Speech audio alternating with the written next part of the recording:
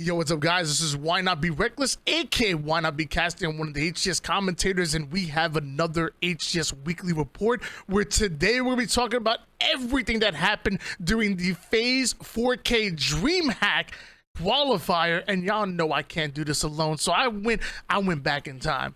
I found the original content creator, the original montager, the man, the myth, the legend, Makowski. So one of the original content creators, owner and founder of Gamers First, most handsome guy on Twitch at the moment here. How are we feeling today, Makowski? How are we feeling today? Feeling good, man. Yeah, it'll be 20 years next year. So feeling spry, feeling fresh, and with all this Halo action. I mean, how can you not be like rejuvenated, right? How can you not be 100 years deep into Halo and not be just as excited as day one, man? It's been wow. What a last couple weeks of Halo Infinite, and I can't think of a more complex. Like, we got an anime fucking arc going into HCS Dallas DreamHack. It's gonna be a hell of a show. I can't wait. I mean, yeah, if you weren't excited about Halo before, I'm sure you watched some of the action over the weekend, and you're definitely excited about it now. Speaking of which, why don't we just dive right into it? The Phase 4K qualifier happened just this weekend, and it started off on day number 1, Friday, being pool play. And we're gonna do this very simple.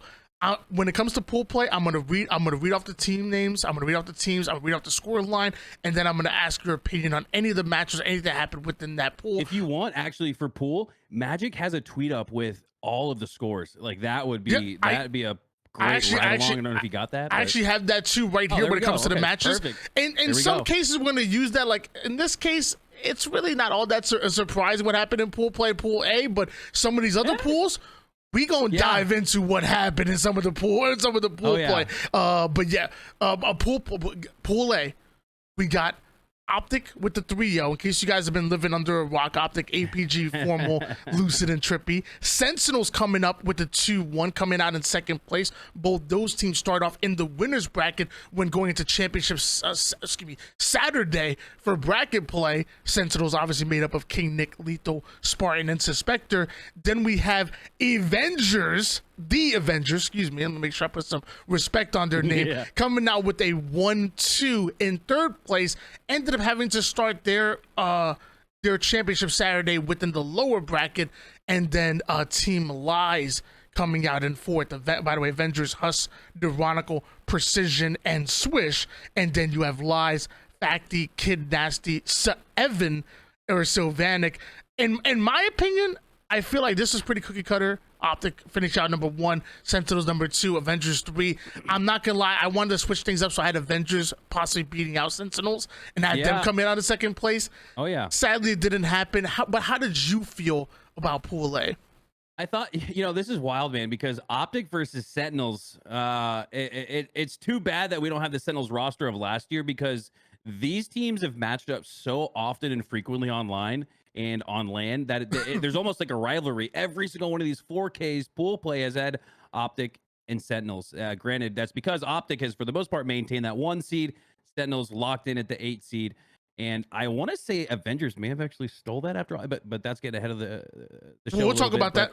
We'll talk about that a little bit, a little teaser. But I think for me, man, you talked about Avengers beating Sentinels, which I thought was possible and had very likely to happen. But even Sentinels versus Optic, like, I'm kind of like I know it sounds faded. I'm starting off the show with a faded opinion, but I've been waiting for the Sentinels team to pull up the upset. And if you look historically, it's not like I'm just pulling straws here. It's been doable. They've shown that it's doable. In fact, game 1, which Empyrean CTF, I don't know how it's lined up like that for all these matches, but it seems like that's always game 1 between Optic and Sentinels.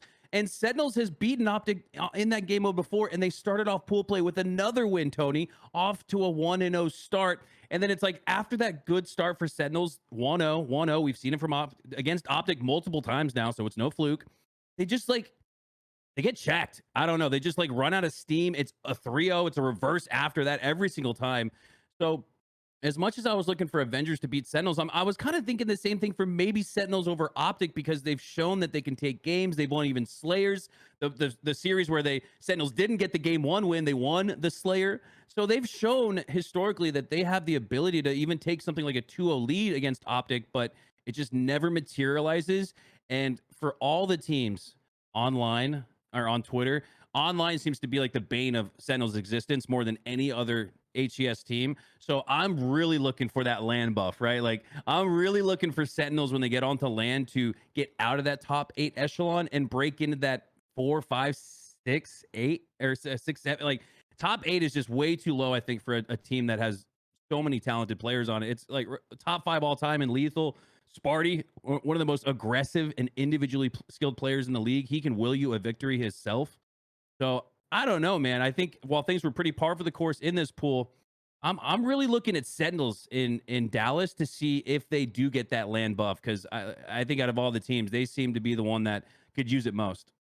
Yeah, you know, and I'm right there with you. First of all, Avengers were close to beating out Sentinels. I mean, hey, taking Sentinels to a game 5 is Game great. 5. And Yep. and I always wonder, I always feel like Sentinels play Optic so well.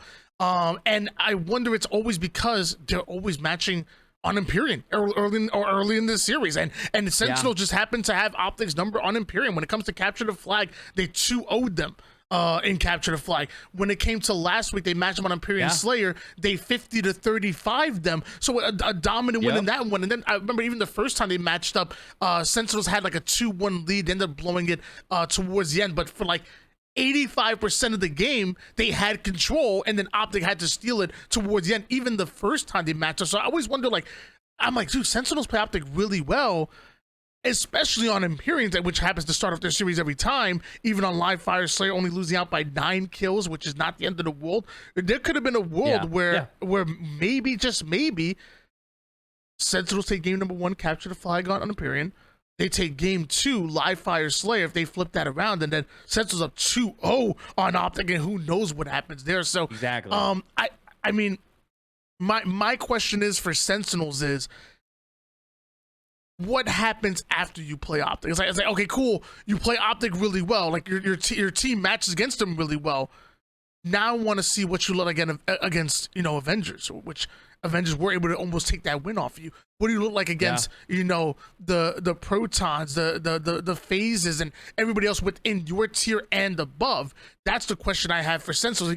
You can't be a one-trick pony. Like, we play Optic really well, then we lose everybody else. Yeah. Like, you can't, Exactly. Yeah. If you're making it look so competitive against Optic, like you should at least be winning in game 5s against, like you said, that middle of the pack.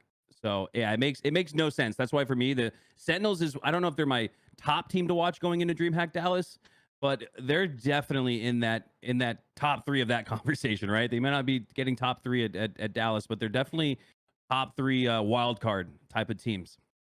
For sure. But we're going to talk more about Sentinels when we get over to bracket play, because as we mentioned before, they did make it as the number 2 seed, so they did start in the winners bracket. Meanwhile, Pool B, excuse me. What the hell happened here?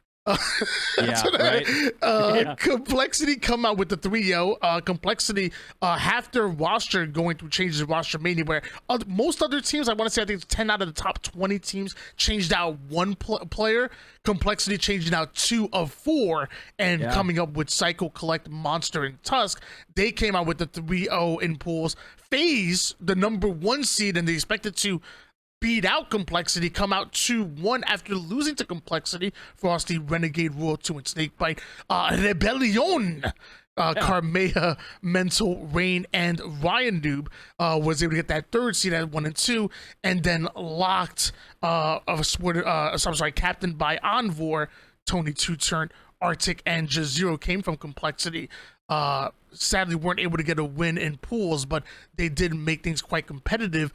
Was there any part of this that surprised you, even just a little bit? Like, I know you had Complexity 3-0ing I'm sorry, I know you had Complexity 3-0ing FaZe, obviously, but did anything else surprise you? You know, for me, the most compelling thing about Complexity and their narrative going into DreamHack Dallas is sort of the championship of roster changes, right? Like there's almost like a mini tournament within the tournament of those team changes, and to see who as an organization, as a team, made the right pick. And I think right now, complexity, you can't give them the gold medal yet because they haven't played on land, which is going to change a lot of things potentially. But I think right now, you look at that Rostermania and you come out and you see complexity, and you have to give them the early pick for top team change. And when I look at, I don't know, man, I didn't have them 3-0ing phase, but it should have been any surprise, the win at least, because Complexity took this phase team to a game 7 in a grand finals in a previous 4K. They've played, honestly, like, Complexity is almost like borderline phases kryptonite. It's something about how they match up against them. And Tony, you look at the fact that, and now I know the roster changed, but Tusk, the coach of FaZe at the Halo World Championship, I don't know. Like, maybe that, at least Renegade's still there. Maybe that plays into a little bit of why Complexity, for real though, has seemingly FaZe's number. But I gotta say, on the flip side, it sometimes these teams, they're trolling, man. I don't know if FaZe brought 120% to this pool play matchup. You know, some teams historically, like going to pool play, whatever, man. You know, so I don't know if we had a little bit of that. It was kind of like, it was the last online tournament. It was the last tournament before DreamHack Dallas. Maybe FaZe Clan got a little bit of tired head when it came to playing this Complexity roster online, and I think it showed. I think it showed in pools because it looked like they weren't even there relative to how they played on day 2. Freaking Complexity, bro. But now the question, so going back to Tusk though, Tony, monster, right? I don't know, like, I'm not here to drop a hot take and you know, have a clip go down where, like, you know, everybody, like, we think he's cheating. I'm not here to even say that.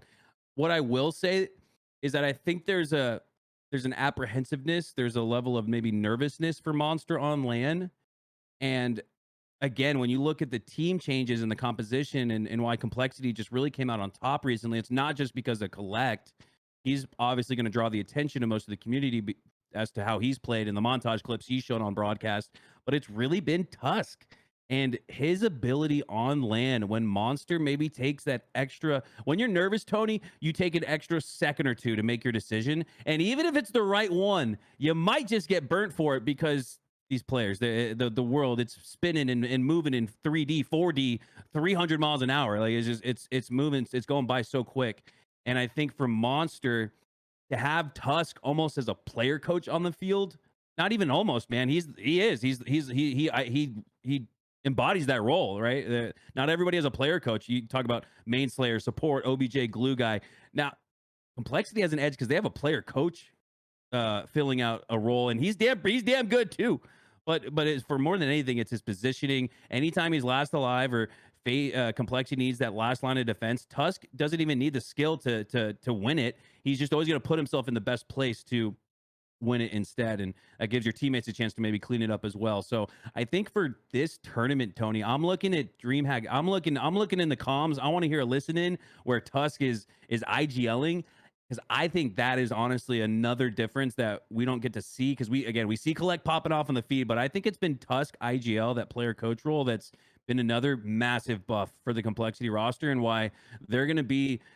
I don't think it's gonna be that meme anymore. I don't think it's gonna be that meme where whatever team Monster's on online gets top 2 and then it's top 16 on LAN. I honestly, I'm slotting Complexity in top 8, and I think if you have a Monster that plays like he's in his PJs and his fuzzy wuzzy socks at home and he's all comfortable, I maybe they do break top 4. When it comes to Complexity, it's complex talking about them, really. It's with all the craziness that's been going on, and like you said, we have to acknowledge it, but I'm just gonna glance over because I don't want to participate in all the craziness. But what I will say with the craziness that's going on, it's taken away from the shine of the success that they have been having, and even the rest of the roster as well. You know, Monster has been playing well, and he has been for a while. But Psycho and Collect, these two young guns, who seemingly come out of nowhere, and when there is going to be a passing of the guard, a passing of the torch, I feel like they're going to be the ones to take it. They're that damn good. Psycho couldn't compete in the tournament because he had a freaking AP exam in high school. The man's still in freaking high school right now. And Tusk, it's funny because out of the whole crew, I feel like I know the least about Tusk. I actually was watching one of his streams recently, and I just wanted to pick his brain and just learn more about him. And he has some choice words for me as well. But at the end of it, I asked, like, what are your strengths? Like, what are you bringing to this complexity roster? And he straight up said, he's like, dude, it's not just about his long range shots, not just about his pure shooting, which, by the way, is damn good. If you watch Tusk's point of view, the dude has just a good fundamental shot. But on top of that, it's the communication that he brings. It's the leadership that he brings. It's the IGL calling, which obviously Monster has the ability to do so, and I'm sure Psycho and Collect do. Like, I feel like at that level, everybody has to be able to, like, when they go on that dead screen, kind of pull yourself out and have that third person point of view. But there always seems to be a stronger voice in any locker room. And I think Tusk really plays that well, and with that communication, with that leadership, he rounds out the team so well. Psycho and Collect, kind of similar players, but somehow almost the opposite at the same time. I think of Psycho, I think of somebody who puts shots and is so annoying and stays alive. Collect, I think of him as being that aggressive damage dealer, and somehow both complement each other well when they're running around the map doing their thing. It's hilarious, and I think players like Tusk and Monster somehow complement it. When you first see the complexity roster, like, oh, that's an interesting squad, and then when you watch them play, you're like, wow, that's an interesting squad. Dude, you brought up a great point, talking about how when you're down and you got that 10 seconds or so, like, you got to put on the headset on it. Like, the best players, they put on the headset and they almost become a coach for those 10 seconds, and they guide their teammates into the most likely outcome for success. And who better to take on that role than Tusk again, who's used to being on the headset as a coach. So and dude, you want to talk about, like, little mini laser robot Terminators that Cycle and Collect are? And you, sorry, one more time. Little mini robot. You put that little mini robot Terminator in Tusk in their head, going eat, bork, look left, terminate his soul, like, and telling them exactly where to look and shoot. And you got those guys firing on all cylinders. At that point, you're gonna open up subconscious levels of focus and flow state for the likes of Cycle and Collect. And again, that's another one of those victory parameter, win condition, whatever you want to call it, for complexity to break through into the top four. They are absolutely. They're my wild card team, right? Like, we've talked about, I think G1 and Native maybe being wild card teams for that top three. I think it's complexity for me going into DreamHack Dallas for all the reasons that we just talked about. Yeah, but I also will push back on one thing that you did say, and you mentioned top 8 for complexity, and I will say, when going into this tournament, I had the biggest question mark on complexity. Like I said, which complexity roster are we going to see? Are we going to see the team that got second place during the 4K, or during the 2K was able to get top 12, but didn't really, like, I didn't see the same team that I saw during the 4K. Obviously, we're good enough to make top 12 and make it through, and we never got the chance to see them finish out that tournament on Thursday because, like we mentioned, Psycho couldn't get out of those important exams. So I had so many question marks going into this tournament. I was like, well, they're probably somewhere in the middle. And then they come in and do this, and I'm like, and I feel like oh, all these questions are gonna be answered with this tournament, and somehow I'm leaving with even more questions. So it's like, I guess my question is top 8 even enough for complexity? Like, I feel like I feel like they have such a like maybe top 8 should be like the floor. But if you look at what their ceiling is, like if they're playing anywhere near what they've been playing like recently, I'm thinking top 6. I'm thinking, maybe top 4. Well, I gotta point out, and you bring up a great point. Complexity. They've risen all the way to the 5th seed in this tournament. They're going to be going into DreamHack Dallas as the number 5 seed. So throw your opinions, throw your personal feelings out the window and in the trash as it relates to math and seedings. Anything less than top 5 is disappointment for complexity now. So they've built up this roster to have a lot of hype and a lot of intrigue going into DreamHack Dallas, and for good reason, because they went from 11 to 5 in a matter of weeks. We have not seen the likes of of a team in Halo or the HCS improve and jump that level of measures. Like you say all the time, Tony, there are levels to this. Well, usually the levels are like difficult levels in a video game that take you weeks to complete, right? In Halo, it might take you months to put it together and start to climb the ranks. These guys did it in a matter of weeks. I can't recall ever a team just like coming out of nowhere like that and halving their seed and place in the HCS, going from 11 to 5. I don't think it was a fluke though. Like I said, I think they do place at least 5th, 6th. And again, you got Monster comfortable, Tusk IGLing, and then Collect and Cycle just cycling everybody on the map, putting everyone in a blender. And absolutely, you should be able to see Complexity overshoot their seed and maybe get 4th. I think as high as 3rd. Who knows? They've been in a lot of grand finals recently, Tony. That might be the case on land. I had to pause a little bit. I had to stop and say, am I really about to say this? But who knows? I think Complexity's absolutely put it together on paper and online to give us at least a little glimpse into a possible grand final showing. I think that's not too crazy to say. Well, we're gonna find out real soon. If Dallas is coming up and it's coming up fast. If you guys aren't ready, do your shopping. Do your get your toothpaste, your toothbrushes, all that stuff. Get ready because before you know it, it will be June 2nd, and we will be at Dallas. Meanwhile, I'm gonna move on to Pool C. Pool C made up of Spacestation Gaming coming out with the 3-0, Bound, Eco, Penguin, and Stellar. Then we have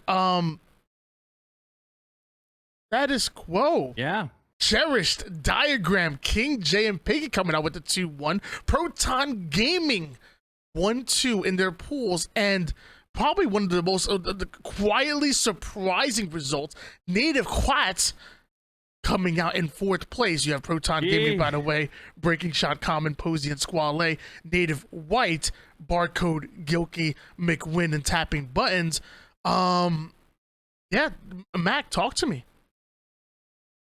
I couldn't tell if you native what, right? Quat. Native what? Native what? What? Quat. 4th? Ooh. I mean, 3rd would have been like, okay, bad day, whatever, whatever. 4th, I gotta give real quick. I gotta give some shine to SQ. I think that is a deserved 2nd place. I think we're going straight to talking about like how did Native White place 4th, so it kind of overshadows I think a great weekend for Status Quo, and specifically my man Cherish, dude. That guy. You want to talk about a guy who's really, I don't know if he's in that rookie category or yeah, absolutely. Last year was his first year, so he's in that Collect Carmea, right? He's neuronic. He's in that kind of conversation around guys who are in their first couple of years of HCS play and showing that they could be next up. I think Precision is one of those guys for SQ. That's one of the reasons they were able to come out on top, or I should say second. If I could just add on top of that real quick, new to HCS but not new to competitive gaming, was a professional Apex player, which I was watching him over at Apex a little bit. So I love seeing that hop over. Sorry, go on. I'm sorry. Yeah, no, yeah. Cherished has been competing since Reach. Even he was professionally. In his eyes, at least, he felt like he was a professional all the way back at Reach, but he was so young. I think he was 10, 11 years old at the time. It wasn't just it wasn't a viable time. So he was just a game battles demon, even going all the way back to Reach, and then found some success in Apex, and then now comes over to Halo, whereas HCS Season 1 of Halo Infinite was his first year competing in Halo. So yeah, like you said, just a wild journey where he might be new to the scene, but don't get it twisted. Cherish has been popping off, and he's been a top player for almost a decade now, which is kind of wild to see. You look at a guy like, what's up with Halo players coming in like as rookies, so fucking prime, man. Like you look at Bound, like he would look like MVP form as a rookie of the year. So interesting how that works in Halo. But no, you go back to Native White. This feels like deja vu all over again, Tony. This is exactly how, and this is why they weren't even in pools for HCS Charlotte, because they didn't show anything online that showed that they were, going to be able to take that spot. They looked, all intents purposes, awful, and they sort of looked like that again. Can they put it together? Does McWin have another ace up his sleeve to reel these boys in and pull a top 4 performance out of the hat? I don't know. It's looking. I think honestly that 4th spot that Native White occupied is looking much more and more primed for the likes of a Complexity to take after what we've seen recently from Native White. But after that, you just can't count out McWin. You can't count out a squad like Native White that went all the way from the open bracket to placing top 4 at a major. You cannot count these guys out, despite the fact that I want to say now they've dropped back tremendously in their pools. In their seeding, we can look at that a little bit further in the show. But yeah, Native White, massive drop off. Status Quo on the rise though, and then even honestly, forgetting about SSG, they're a team that's on the rise. They may not be jumping 6 spots like Complexity has recently, or like Status Quo did here in pools, but SSG, a team that moves up from 3 all the way to, as we know now, 1. So SSG, they seem to be like, I don't know, man. They seem to be just as good as they were last year, which wasn't good enough because of all the team changes and improvements that all these rosters made going into HCS Season 2. But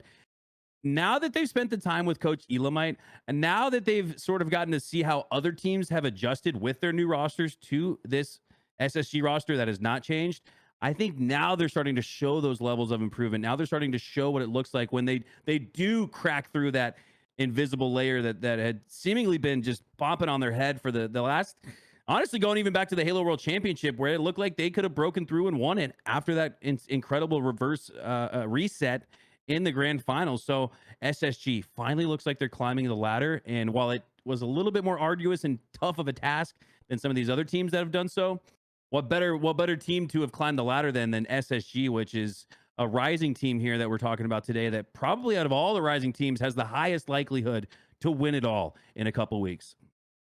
Yeah, I loved everything you said, and I'm gonna start with Native White, and I feel like they, like you said, they struggled online before Charlotte, went into Charlotte and killed it, and even after Charlotte online, they started to do better, and they were holding on to that number 4 seed for a while, and obviously ups and downs since then, which I'm not gonna punish them too much for that. And even in this tournament, you know, taking 2 teams to Game 5, even that Proton Gaming ended up 50-49 with Proton Gaming. I don't want to beat up Native White just yet, but I will say that like us as fans, like once we see you get like a taste of success, our expectations rise so much from it. Like obviously, I'll use myself for example. At Native White, I was huge on them pre-Charlotte or early 2023.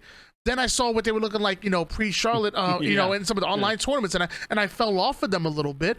And then after Charlotte, I'm like, okay, I'm back on the bandwagon, and maybe it's my fault. Maybe every time I root for them, maybe every time I start banking on them getting these higher seeds, that's when they fall a little bit. Maybe it's my fault. It's a little caster's curse. I don't know. I think your level of, you know, fandom for Native White is parallel to the level of play that they've put out there. So I don't think it's too far fetched to say, because I think your fandom matches the energy they're putting out there in these matches. So it's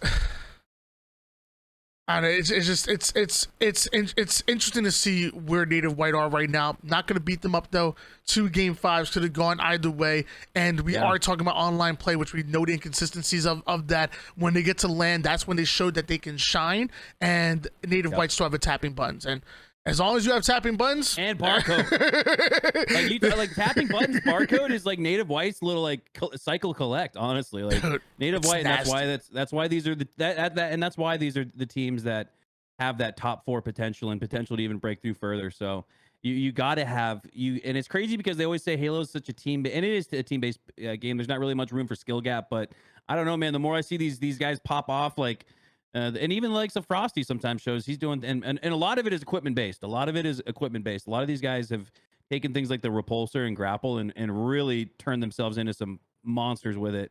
And I think when you already take someone who's as talented as some of these guys are with something like the equipment, you're starting to see a little bit of individual skill gap in Halo, which is exciting to see. I need more hero moments. So. I do want to give a shout out to Status Quo and also Monster as well, because I'll talk about them next. You know, coming out of the qualifiers, having to be the top 4 in order to qualify to make it into pool plays, and for them to come out as the number 1 and number 2 seed in their pools. We haven't seen that before. I don't think ever. Yeah, which is not seen that yet. Which is just incredible. I think Status Quo were already on an upward trend. and like so was Diagram for a little bit. So the moment Status Quo picked up Diagram, it just freaking made sense, man. It really did. So it's just so good for them and that experiment working out. Good for Proton Gaming. Breaking Shot, God. Breaking Shot literally right after winning out against Native White, that 50-49, he tweets me, he says some people just wanted more, period. And then goes, at Why Not Be Reckless, thanks for the prediction. And I'm like, wait, I'm like, why am I catching strays here?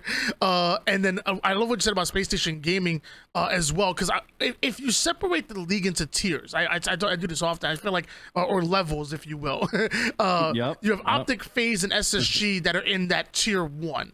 And for a while, I thought SSG spot was open for anybody to come and take it. Now with the way they've been looking like over the last 2 weeks, even online, which is not with their best foot forward, SSG spot is not easily taken anymore. They have leveled up even online, and when they get to land, it's probably going to be even better than what we've seen over the last 2 weeks. I think you could even argue that SSG wasn't they were on an island. They were in a tier of their own. You could almost make the argument that up until this point, maybe last week especially, because that's early so last like week. 1.5. Like, yeah, absolutely. I think up until the last calendar week of HCS Halo Infinite, I think it was 1-2 Phase Optic in a league of their own, and then SSG on their own on an island. And I think even when you looked at the points, as of 10 days ago or so, SSG was 10,000 points away from second and 10,000 points up on fourth. So they really were just sort of by themselves. And that's why this is so exciting, Tony, is because it's not just 1 and 2 anymore. It's not just Optic Phase. It's busted wide open. I think even, again, who knows, Complexity could, I don't know if Complexity wins it, but find themselves in the grand finals, absolutely. And when you look at the fact that like a top 4 in HCS, you don't know who's going to win it. I think that the more undeterminable the outcome is, I think the better it is for the fans when it comes to LAN and the excitement around it. So I think this is a perfect setup for LAN, where it's not just good. It's not a slam dunk. Optic wins it. It's not a slam dunk that Optic even makes the grand finals, which is crazy because they've had a lock on the #1 seed for a calendar year. Just about May 1st of last year was when Sentinels actually beat that SSG now roster at HCS Kansas City. So we're in about a month or so, we're going out to a year of Optic having the eye in Optic was a #1, right? Because they just locked out, they held that spot for so long. But now, and this is why I love LVT Halo, Tony, we've been teeing that up every single stream. Can Optic hold on? Can they hold on? It's almost like a roller coaster where the buckle doesn't buckle down, but you still got to hold on. That's what it's felt like watching Optic Gaming. And the question has been answered. They cannot hold on. They are going into this tournament as the 3 seed now, which is just wild. And after we break down pool play, has even more consequences. So, but that's keep it rolling. But in my opinion, I think it's great for the league. I feel like where you have multiple teams that have a legitimate shot. And I'm not just saying like, a puncher's chance. Like, okay, I think Mantra can go on a run and win the tournament. Like, great. But like when you have teams that actually like have a legitimate chance of winning, like the SSGs, the Optics, the Phases, and then even when you go into that tier 2 is kind of what I was kind of leading to before, where at one point I had G1s and the Natives, but that's going to probably shift around a little bit too, depending on how Sentinels look on land, depending on how Complexity look on land, and some other teams. That tier 2 is not locked in either, but even they have a legitimate chance of going on a run. We watched Complexity knock out Optic twice now. We saw Native Red get the upset on Optic as well, and then on Phase haven't looked, like they obviously look at the #2 team in the world right now, but it's not locked. There's teams that they're looking at Phase and say, hey, you know what? We can beat them. We catch them slipping, and we're playing our best version of Halo. Like King J said, he goes into every single matchup. Doesn't matter if it's Optic, Phase, or Joe Schmo across the street. He's going in no matter what, saying we can win this if we play our best Halo, and that's the attitude you have to have going in. And I'm happy that we're at that place, and I think no other way to kind of personify that is Mantra. By the way, Ace, Mortally, Septify, and Super CC coming out with the 2-1, and then coming out with first place based on the head-to-head that they had versus G1. Don't get mad at. I see Max turning red right now. Don't punch hate me. The player, hate the game. Don't punch man. me. Punch Ace. Don't punch me. I didn't do anything. I'm joking. Obviously, Makowski, owner and founder of G1. Just poke a little fun. You have G1 that came in second place. Boo Boo Doo Falcated Saboteur, and Suppress second place in pool. Excuse me. Native Red 1 and 2. Wow.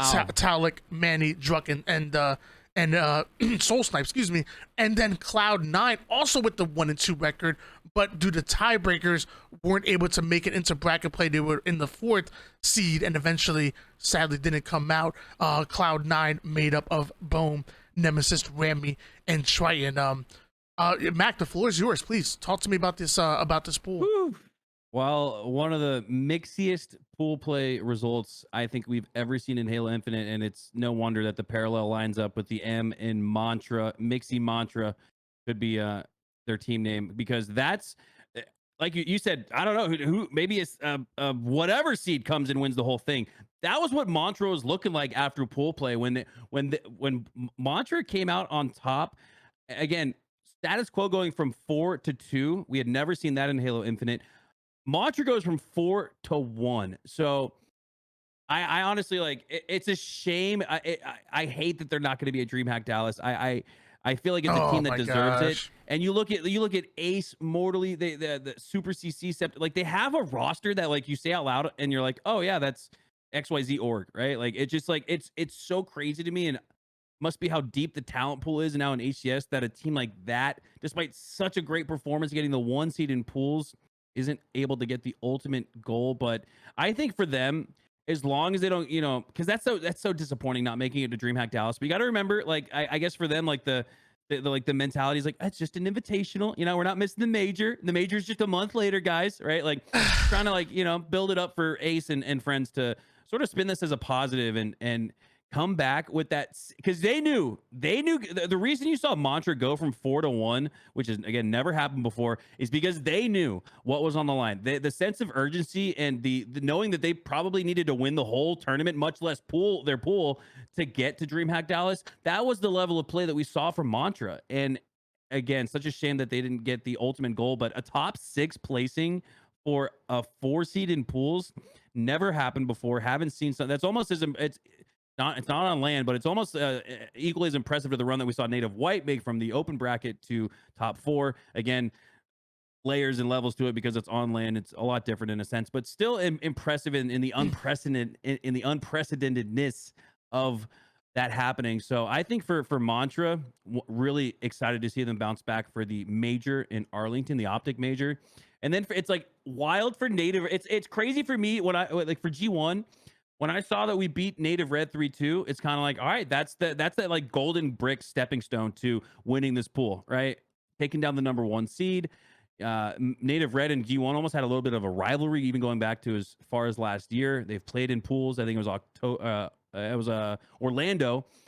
G1 won their pool on land in a best of 5, that final game 5 Slayer. So this is a series that always goes to best of 5, and it's like, usually comes down to who has the ice. And when you have that ice and you carry it with you, you can win a tournament. I think for G1, they just dropped the ice. I don't know. They got warmed up. They stepped outside in the Texas heat. All the ice melted, and we didn't see that the rest of the way. It's hot out there.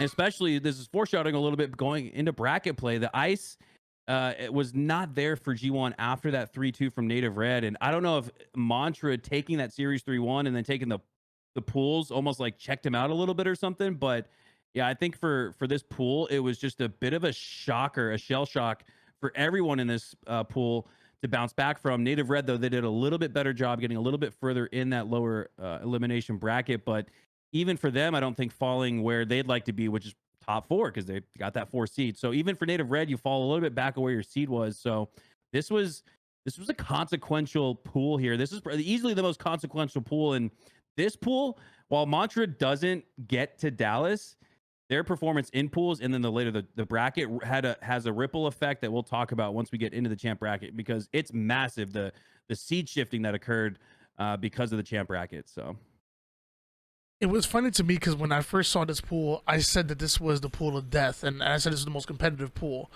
Yeah. But little did I know, that this was gonna happen. I feel like I was saying that because I honestly felt like G1 and Native can both get number one seed. Number one, number two. Yep. And then I also said that because I feel like Mantra and Cloud9 were competitive with that number 3 and number 4 seed. And I also felt like teams like Mantra and Cloud9 could beat out G1 Native Red. But little did I know that Mantra would steal the number ones. Like I feel like I said it was going to be the most competitive, and it was even more competitive than what I thought. Which is historically unprecedented. The level of play we saw from Mantra is something we haven't seen yet. And again, that's exciting. We talk about wanting the parity at the top where we don't know who's going to win it. I think we want some parity on the backside too, where we don't know if a 4 seed in pool is going to take first. I think that is all just it's just we've been so spoiled with online competition. I know it's been online again, but at least for what has occurred during these online tournaments, it could not have been a better setup for an incredible LAN event here in a couple weeks. I'm gonna steal a line from you and say I might be faded with this take, and I haven't put much thought into it outside of when I was hearing you talk, and it kind of popped into my mind. But I almost wish there was a different format to make it into the DreamHack Invitational, and I think maybe if you have the top 8 teams that qualified and whatnot come in, you still have the HS points that matter, but they matter for the other tournaments. Like the Invitational is kind of like its own little thing. It's not even a major. Like you take top 6. You take top 6. But in my world, I'm thinking we take top 8 from the Invitational. I'm sorry, from the qualifier. Yeah. And then almost have like a play-in tournament like they do in the NBA right now. Yeah. Because of how competitive Mantra are, and because of how competitive Status Quo were, and then I agree. I'll even say for example, I think Senso's at the drop at number 10 and maybe Rebellion number 9. There's been so much of a change from where we were early in the season to where we are now that I almost would want to see those last 2 spots being played in for, because we're missing Lies, for example. We're missing Darkest Hour, who just missed out on making it through the qualifiers, and almost say, okay, points do matter. This does matter. However, it's let's take you out. Let's take you out of the pools, out of the with the G1s, out of the phase, out of the options. Say if you want to earn a spot going into Dallas, going into LAN, play it out.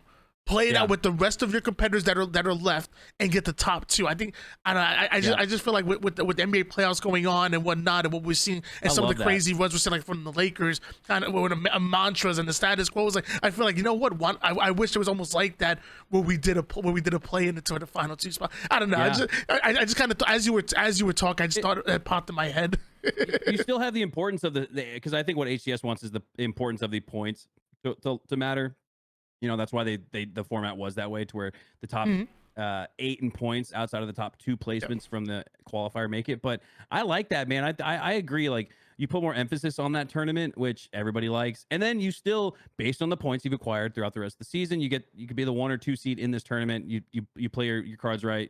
You end up qualifying, get in the grand finals, and fill in those final 2 spots. I agree. I really like that format, and it does remind me of the NBA play-ins. And then look at what's happened now, like, because of the surge that these teams have put on recently, like the Lakers and then even the Heat in the Eastern Conference, they're going to the conference finals because of the format, which takes into consideration teams that are peaking at the right time, which you should get rewarded for. So I totally agree. I think it's damn near a crime, and at the very least a shame that Mantra won't be heading to DreamHack Dallas. And with a better format like the one you mentioned, they would have. And I think, again, it would have taken into consideration how well they've been playing, going right into the LAN. And now not to have them, I think the competition drops off a little bit when you don't have a team like Mantra there that could be. So when we went into bracket play, Mac, it looks like what they did was they took the number 1 seed going against the number 2 seed from A and B. Yep. Then it looks like they did. They also did the number 1 seed and number 2 seed from C and D, and they matched up. And then we had, and then we had going that way from what I'm looking at here. I just messed everything up. Oh my gosh! Sorry. And somehow, some way, we ended up with Mantra and Status Quo going at it. The 2 teams coming out of the qualifiers to steal 1 and 2 seed. That's so good. Then we also had FaZe and Optic going at it in round 1, which was crazy to me too. What? Like what? Like, I thought the bracket was busted, and I was like, well, no, that's right, because FaZe got second because of complexity. So, but how? Like, I was Optics surprised. versus FaZe in round 1? I thought what would happen, and clearly I was wrong. I thought the winner of Pool A would go against like the number 2 seed, like Pool D. I thought it would like crisscross a little bit, but like no, it went like 1-1, 1-1, which I don't know exactly how the math goes, but I think this is the same format they've been running with every 4K. So it's not like there's no change in the rules. I believe this is the same one. I believe. I don't know. Either way, I'm gonna read through the first rounds, and the floor will be yours. FaZe 3 over Optic. Mantra 3-2 over Status Quo. Spacestation 3 over G1. Complexity 3-0 over Sentinels. Floor is yours. Talk about how whichever ones or how many matches you want to talk about, because I think they were all interesting. They were a lot of 3-0s, all but Mantra versus Status Quo, which you'd probably make sense to go to a game 5 with how those teams are more on the back end of the seedings and they're really close. Both playing with that sense of urgency, right? To knowing that they essentially needed to win the tournament. And that's exciting to see the Mantra and Status Quo both raised up to that level of play this weekend. Again, huge shout out to them. But looking at Optic Gaming versus FaZe Clan, the 3-0, that was really surprising. But I don't know, man. Optic here recently, Tony, has become way too predictable. Everyone knows Optic's game. Everyone knows that Optic's goal is to bully you in the beginning, get up by a little bit. You get the power weapons and the power ups and the control of the likes of Formal or Lucid, and next thing you know, they're up by 100 seconds in strongholds or 8 kills in a Slayer. Then they park the bus. Then they go top heaven. They switch up the setups or the positioning on the map to not really oppress the other team and put them into a blender, but really more like keep an eye on them, right? Like they become like scouts or something. Like they go from like bounty hunters to scouts when they get the lead. And now teams are starting to almost like play that to their advantage. Oddly enough, Optic's advantage is somehow at this point they've worked themselves into a situation where if you're Optic, their advantage is the other team's advantage now, because other teams just expect what's coming. And I don't care, even if it's the right play in Halo, even if it's a smart play in Halo, if it's the predictable one, it's the wrong one. And I think Optic is just in a spot now where they don't necessarily need to reinvent the wheel to get back to that number 1 spot, but they're going to have to make some micro adjustments of the smallest variety, because you don't want to mess up too much of the secret sauce, because it's done enough to win a world championship and put you in a spot where you're looking at winning 4 or 5 tournaments in a row, right? So you don't want to go too far away from it, Tony, but you got to tough, right? If you're in Italian, the pasta sauce, you got to change the family recipe a little bit right now, which I know can be tough for an Optic Gaming to swallow, but they've got to do something to switch up, because they've just gotten to a point where they're too predictable. And I think FaZe 3-0ing them is a really strong indication of that. Space Station versus G1. I'm sorry. Can I just? I just want to chime in on that first matchup before you move on. I loved everything you said. I will say though, I was surprised by this result, only because I feel like FaZe had Optic's number maybe like early in the year. But so far, like recently, and it's super, like I mean, for a while now, Optic have had FaZe's number though. Like I feel like their objective efficiency, along with the firepower that they brought in. Like when I think of FaZe, I think of like Slay. Like they're Slay heavy, and if your plan is to go pound for pound with them, you're gonna have a tough time. I think the reason it's not surprising is because that strategy that I kind of just broke down for Optic and why they're in this spot. Think about who you got to think about who that counters. Like, who does that match up with worst against?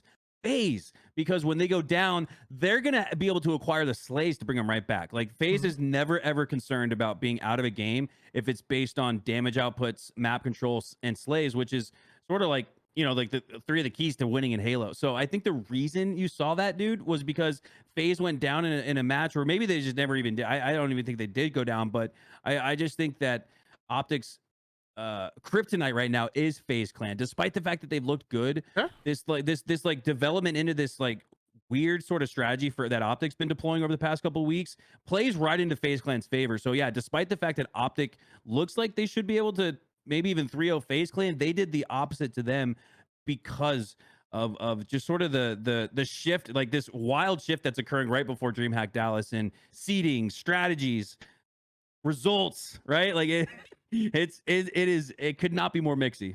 Then can I ask you a question? Again, I'm gonna allow you to move on but I'm gonna ask you one question, then maybe a follow up. If Optic would have won this 3-0, then going into, let's say Optic win this match, but they win the whole tournament, and then they go into DreamHack, would you have thought that momentum that they had of like always having kind of the better phase for recent, and plus the momentum here, do you think that would have carried over to LAN and they would have beat FaZe on LAN? And then I'm asking a follow up possibly.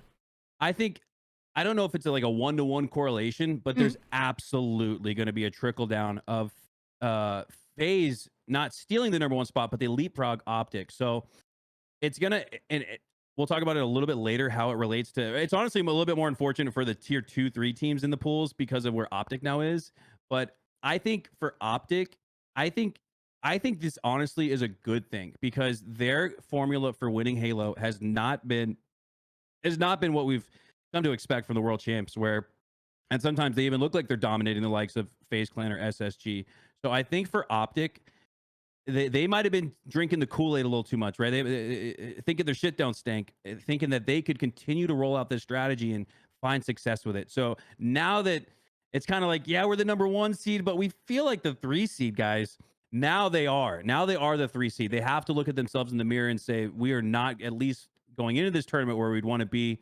So again, we don't have to change the whole. You don't have to disassemble the vehicle, but you maybe got to put a little different oil in the tank. Yeah, maybe a little upgrade the gas, right? So I think for Optic, that's just where they're at. And if they don't make those, again, the microest of micro adjustments going into DreamHack Dallas, you could very well find yourself placing 3rd, 4th, like the seed they are going into the tournament. So it's not danger situation critical high alert for Optic Gaming, but it's the alarms are maybe sounding. They're silent though, right? They're not making a loud ruckus. They're not annoying, but the sirens are there at the very least, and they gotta adjust something to turn them off.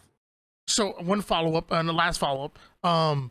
So it sounds like even though we're not going to put all our eggs in one basket, it sounds like, and despite the fact that Optic are back to back LAN champions, it still feels like with this 3-0 and with the win on FaZe, with FaZe looking as good as they did, if they match up on LAN, are you giving a slight advantage to FaZe based on the fact that, hey, look, that was a dominant win, or do you feel better about Optic? I think still? It does. Okay, I think it absolutely does. And again, it's like, it's online again, so it's not like, oh, because of this 3-0, it's like we don't even need to play this series on LAN. Right? Like, that's FaZe it. is going to win it. It's not like that, but it absolutely. And I always used to talk to my guy Swish about this all the time, and he would always get so pissed if the effort level wasn't tournament level almost for scrims, because that mental, there's a little residue, right? There's a little resin out there on the mental that sticks when you go into a tournament and you're like, oh, what did we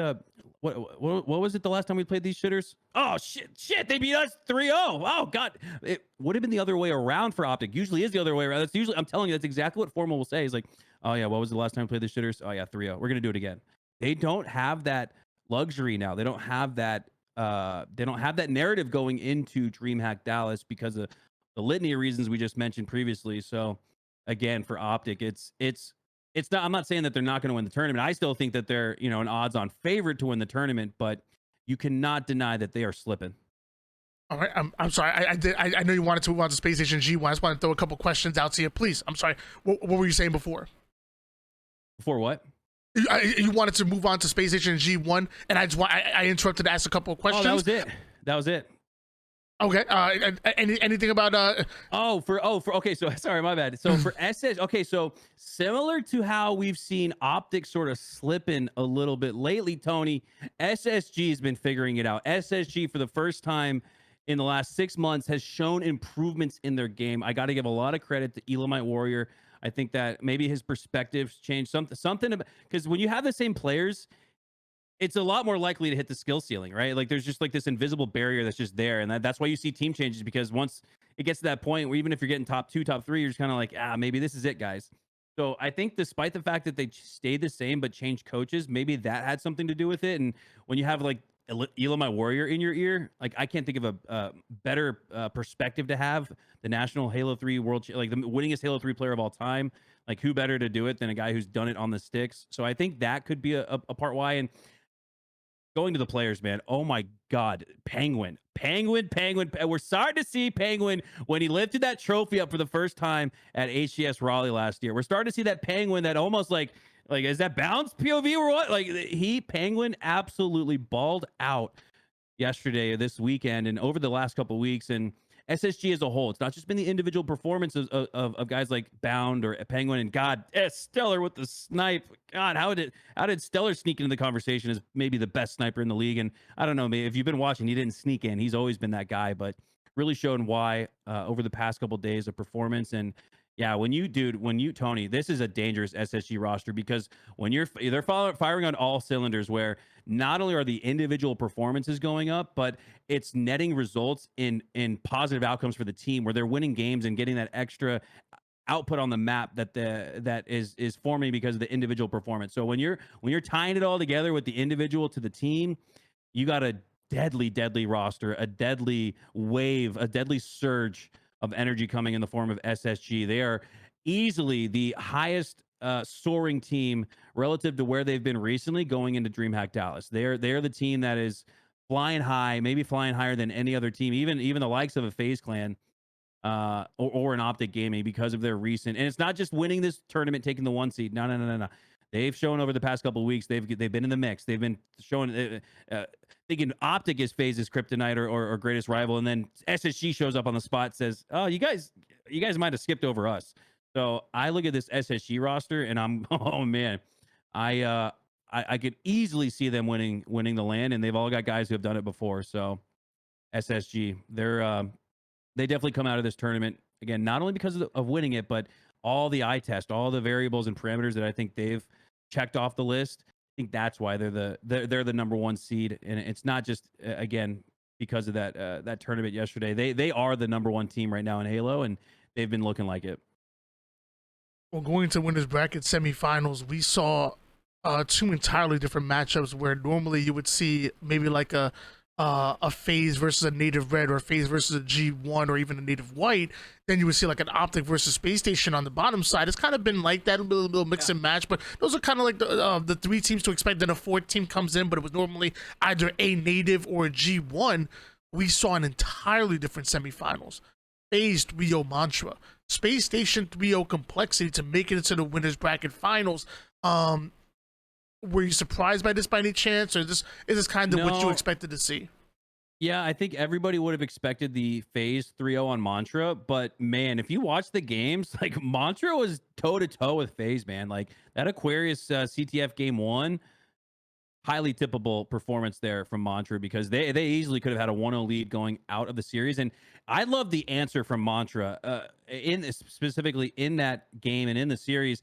FaZe would always have they'd have the first punch, and then they'd have the counter punch, and then somehow Mantra would counter punch, and then FaZe would counter punch, and then have score. They'd score a flag. So FaZe was countering Mantra in that game 1 Aquarius, but Mantra had enough, despite FaZe counter capping 2 times. Mantra counter capped twice. So I think that showed a lot from Mantra. And again, I hope these guys stick together, and I hope Ace rallies the troops for a hell of a run and a hell of a story at the Optic LAN in Arlington a month after DreamHack Dallas, but unfortunately they will not be making it because of that 3-0 to FaZe Clan, really needing that FaZe Clan series to move on and qualify for DreamHack Dallas. They get 3-0 instead.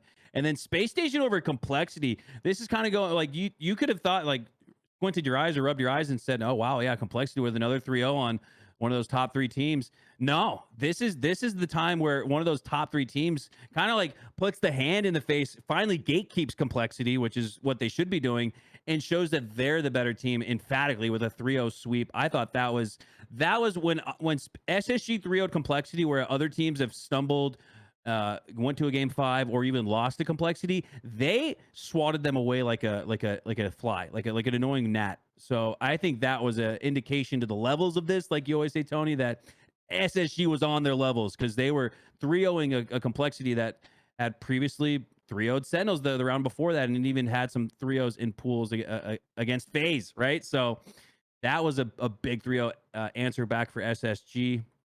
And I think a fitting result, 3-0, 3-0. I think FaZe, SSG were the two of the top four in this upper bracket semifinals of 4. And then going into the upper bracket finals, like SSG, man, this is why they're the best now, because they answered against the FaZe clan that had just had a 3-0 against Mantra, and Mantra had given them a good look. So you have both teams coming in playing their best, right? So when I see 3-0, 3-0 for SSG and FaZe clan, I'm thinking 3-2, 2-3. Either way, right? This is going to go to a best of 5. They're already the best teams. They're already showing that they're dominant. They're playing at that level.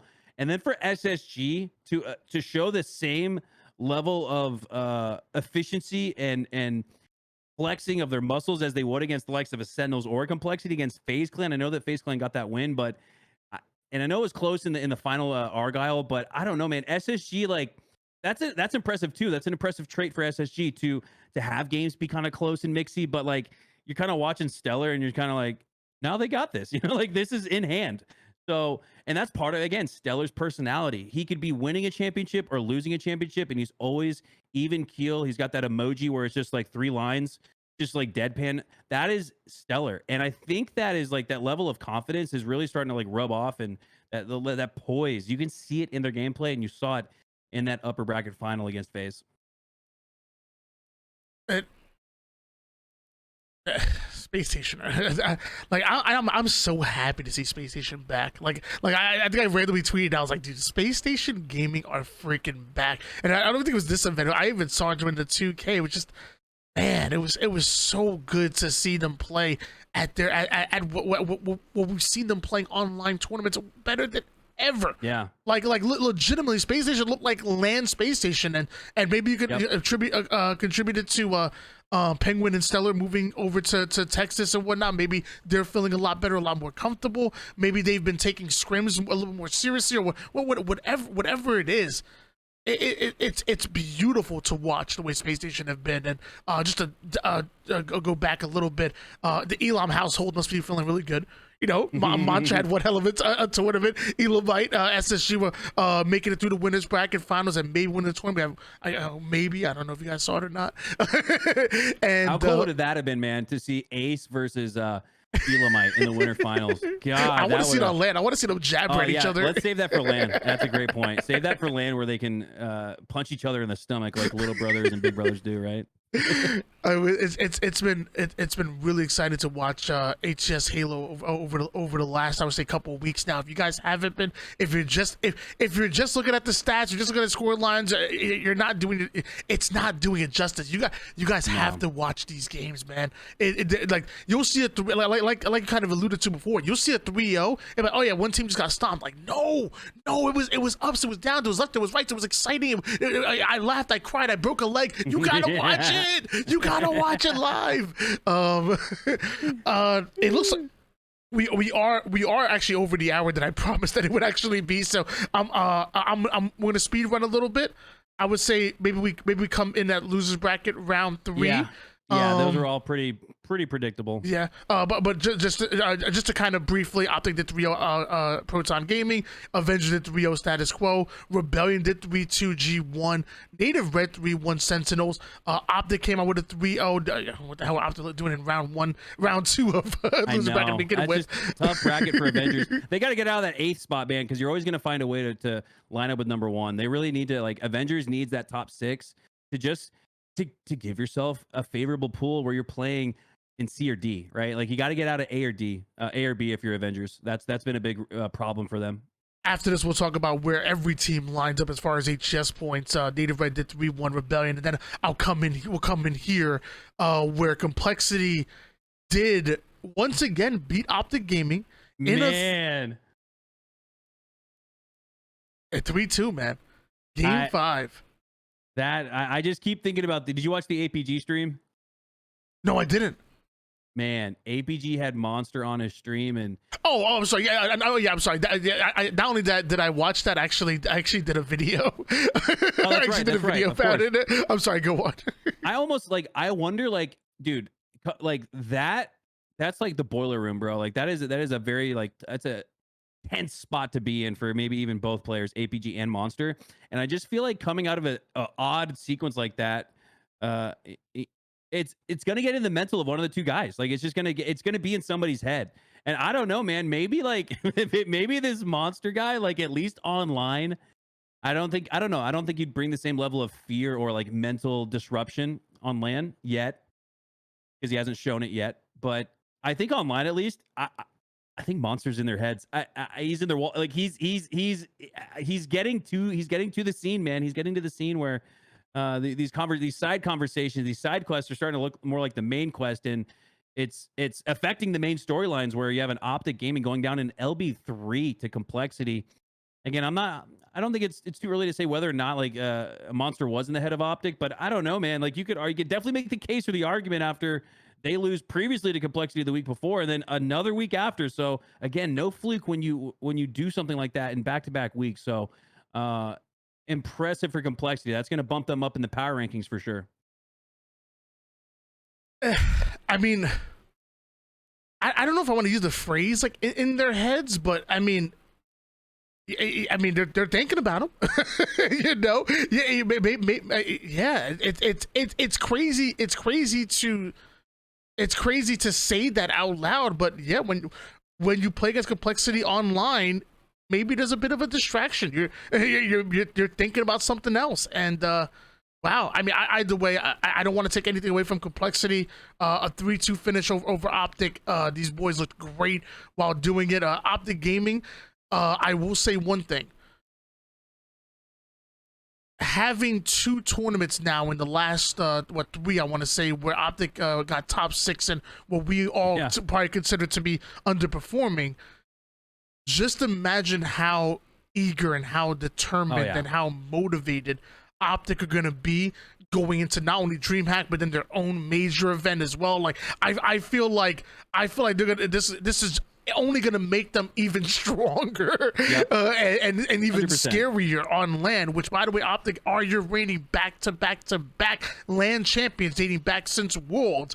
I'd be scared if I were you. Orlando, right? They won. Didn't they win? No. No, KC was Sentinels. Yes, Orlando was Optic. So going. Yeah, Orlando, Worlds, and Charlotte to a back-to-back.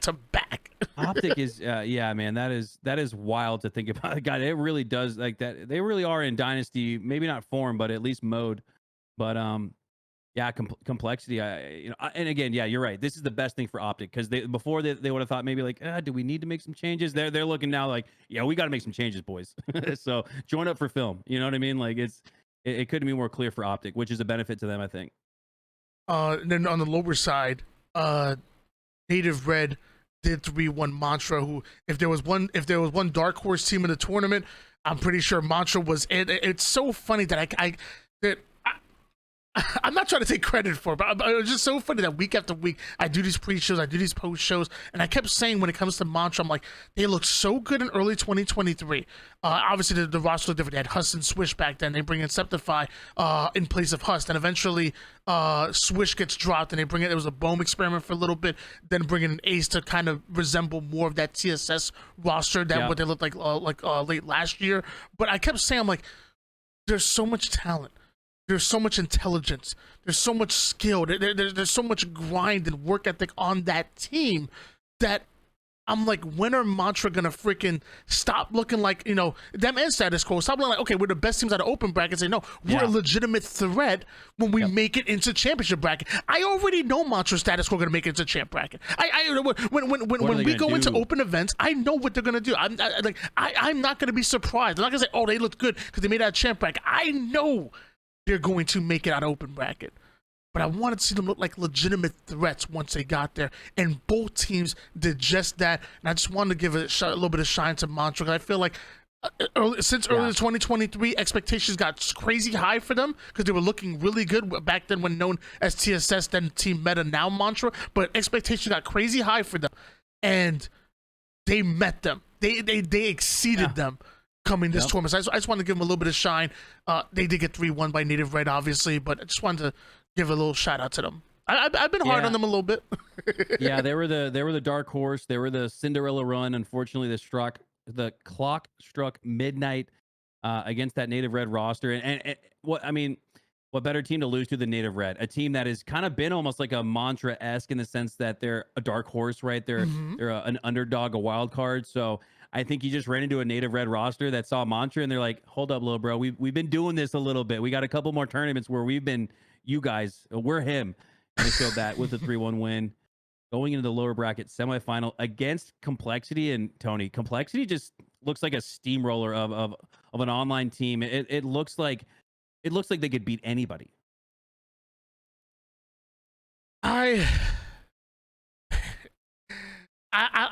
It's funny. I like Complexity, man. I freaking like them. I like them a lot. Not afraid to admit it. Like I always root for an underdog team, no matter who it is. And when Complexity goes up against anybody within that tier 2, tier 1, they're supposed to be the underdogs. Now I'm sorry, please. Oh no, sorry. I have a question. I have a question for you after this. Sorry about that. Oh no, I really like them. You know, back when Collect was going by Zolda back in Halo 5, I've been in 8's lobbies with him. I got the chance to play with Psycho back in the day, Halo 5, and I've literally watched them carry and or wipe the floor with me. It was an honor, and I feel like I was watching Halo way back in the day. So I remember seeing Monster's name thrown around here and there. As I said before, I don't know too much about Tusk. So every time he streams, I go in at least lurk just to try to watch. I want to learn more about him. And every time I go in there, I talk about his pure shot. And then he's even told me that when his strengths come with that communication, that leadership, and it obviously shows with Complexity. I like the roster.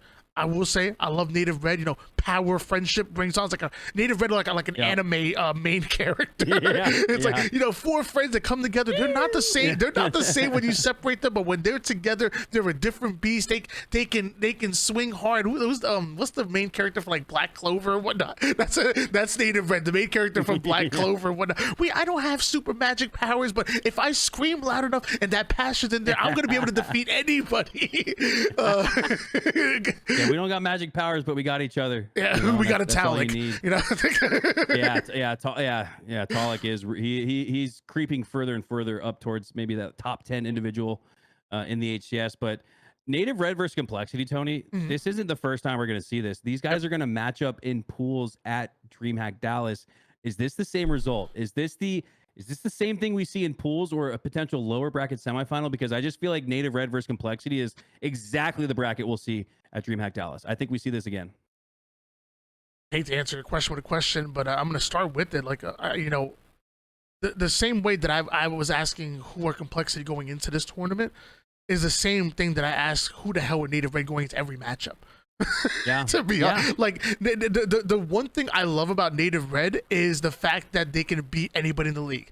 The one thing I hate about Native Red is the fact that they can lose to anybody in the league. We've seen Native Red upset Optic a week after getting upset by Proton. And if you're making me pick on LAN where the lights are the brightest, the pressure's there, I usually lend toward the team that's number 1 been together longer, and number 2 has more experience. I feel like when the X factors are all coming at you, did you eat breakfast that morning? Are you tired after a long day? How many crashes were in a series and whatnot? When all of these X factors come in, I always lean together. I always lean on chemistry and experience. And with Native Red getting 3rd place at Worlds, been there, done that with them, and having the whole entire city of Kansas City on their back going into that KC event. I just feel like they've been there, done that. Where I don't want to say Complexity haven't. This is the first time we're seeing them together. This is their. I want to count 2nd and a half tournament that are going to be together, because it's really hard to count that 2K when they didn't finish the event. So this is their 2nd and a half tournament. If you ask me to go with one of the teams that put money on it, I will put Makowski's house on Native Red. And I think that's the safe bet. And for Complexity, if they were to lose in this, that would put them at 5th, 6th. So I think a placing that they would be pretty happy with. Yeah, that's They not got top bad. eight. That's They not got top bad. 8 at Charlotte. Made a couple roster changes, improvements, and there's levels to this again. So for them to go from top 8 to 5th, 6th, that's reminds me of what G1 did last year, where they, you know, granted we started off way deeper at top 24, but every tournament we went up a ladder. We top 24 to top 12, then to top 8, then to top 2 at that super, which I know is online, but there's always levels to it, and you gotta sometimes when you get to the end of that top 8, top even 12 echelon, when you improve, it's only by one jump up. So I think that could very well be the case for complexity, and I think Native Red, like you said, absolutely has the edge on LAN, where they've done this. They could do this in their sleep. They've done it together so often on LAN. Well, the way they were looking and how they've looked going up against FaZe multiple times now, we actually thought maybe Complexity can do it against FaZe when the lights are brightest once again within this tournament. Again, Complexity already beating out FaZe in pool play, so it's like, why couldn't they do it again in losers bracket finals? However, FaZe did step up. FaZe hit that next gear and come out with the 3-0. I think we saw that Cloud9 troll from last year, where like Cloud9 sometimes would like throw in pool play, and then they'd match that same team in the bracket and 3-0 them. I really do think, Tony, that we didn't get FaZe's best effort. I don't even know if like maybe FaZe was like, yo, let's play Optic round 1. I don't know what. I don't know. I just remember watching that their pool play and performance, and just kind of how that went on the LVT Halo side. You got to catch some of that FaZe versus Complexity series. It didn't look like FaZe. It looked like a little bit of trolling was going down, and I don't know if that again was the case. Too hard to say for sure, but I don't know. FaZe Clan 3-0 on the champ bracket side of things. I don't know. Maybe they were playing for a little bit of intel and information, a little false sense of security for Complexity, as FaZe knew that they would match up with them at one point or another. Hey, you never know. You never know what's going on in the players' minds. I'll be honest. I would never thought about that, but I'm not gonna immediately dismiss it. You never know, man. I feel like a lot of a competitive. I want to say game, but I want to say competitive anything, competitive sports in general, because I consider esports a sport as well. It's mental. I'll be honest with you, Mac. I'm not like you. I never went pro in Halo and whatnot, but I have competed at at my level, at the amateur level. I have played organized basketball all my life, and a lot of it has to do with mental. So, hey, sometimes you got to play the game. I would never thought of it. But the way I think mental does come into effect, and FaZe's mental came in like losers bracket finals, like, yo, we got to lock it in, like let's go in and do the damn thing. And that's what they did. And they tried to do it again in the grand finals. I scrolled in.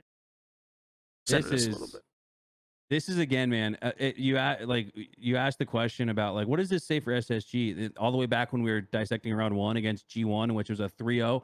Keep in mind, remember, G1 had previously beaten SSG in some of these 2Ks and 4Ks. So G1 going into this sort of had SSG's number, but again, the level, and sometimes you can improve like this much in a matter of a week or two. Sometimes it takes a lot to click, but when it clicks, it's quick and you got it. And SSG over the past couple weeks has just reached that level of play where they're individually improving at a level where the team does is parallel with it. This is why you saw SSG damn near sweep everybody they played against in this tournament, or at least even if they didn't, the eye test looked like they did. So SSG 4-0 over FaZe in a best of 7, where you take a FaZe Clan roster that, they're the FaZe Clan, they get into those grand finals from the lower bracket side. They're cracking their knuckles. They're getting ready for the long haul. They got their fresh can of Red Bull ready, because they know they're going to reset, right? They've done it against Optic, but they've done it plenty of times before, and they got the roster to do it anytime they want.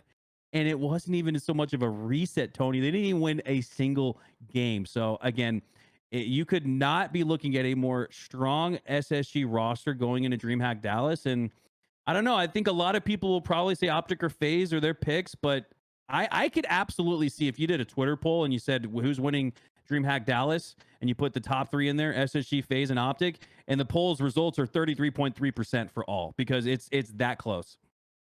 It really is. I am going to push back on you on one thing that you said, and I have to. I've actually talked to every one of the players, and they all said that they won't touch Red Bull whatsoever. they're always drinking G Fuel, and they always use code YNOT for 20% off of their G Fuel needs.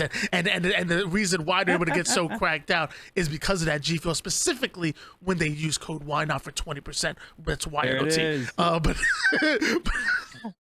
Sorry. Hey, no, that was beautiful. Hey, yo, that Red Bull's toxic, man. You got to know the SSG boys. They know what to put in their system, man. I misspoke. They got I threw a regular leaded gas. These guys are premium unleaded with the G Fuel. So my apologies. But I'm so happy that we're at a place right now where it's not just going to be one team winning every single tournament.